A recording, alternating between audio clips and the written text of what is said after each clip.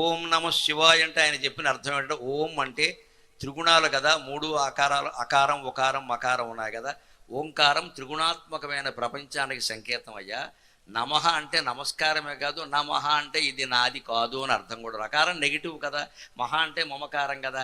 అందుకని ఈ త్రిగుణాత్మకమైన ప్రపంచం ఓంకారం, నమః నాది కాదు. మరి నేనెవరిని అంటే శివాయ, నేను శివుణ్ణి. బ్రహ్మ విష్ణు మహేశ్వరుడు సృష్టించిన ఈ మాయామయ ప్రపంచం నేను కాదు, నేను కేవలం శివుణ్ణి. ఇది ఓం నమ శివాయ అన్నదానికి అర్థం. మనం ఏదైనా ఒక వస్తువునో మనిషినో ప్రేమించి వీడు మా అబ్బాయి, వీడు మా అబ్బాయి, వీడు మా అబ్బాయిని 10 సార్లు చెప్పబట్టే కదండి ప్రేమ పెరిగింది. చెప్పకపోతే పెరుగుతుందా? ఇలా మన బంధాల పట్ల రోజు అనుకోవడం వల్ల, రోజు చూడడం వల్ల, వ్యవహారాలు నడపడం వల్ల ప్రేమ పెరగడం ఖాయమైనప్పుడు ఓం నమ శివాయ అనే మంత్రాన్ని రోజూ జపిస్తూ ఈ ప్రపంచం నేను కాదు శివుణ్ణే నేను అంటే శివుడు అవ్వడంలో ఏమైనా అనుమానం ఉందా? మానవ జీవితం మొత్తం అలవాటు మీద ఆధారపడి ఉంటుంది.